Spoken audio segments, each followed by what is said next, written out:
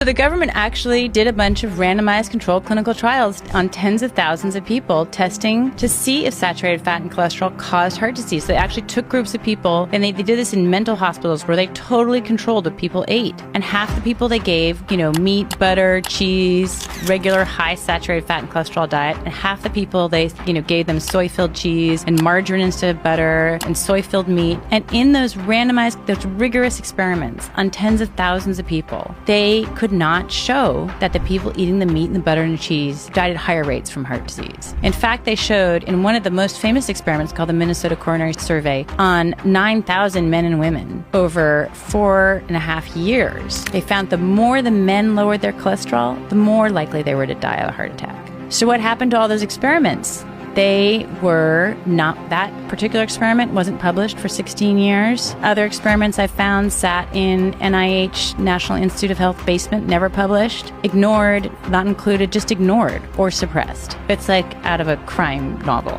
It's crazy. And so what was the American Heart Association doing? Ignoring all those clinical trials. So the American Heart Association is basically just almost protecting their incorrect statements of the past. That's what they're doing. So, right.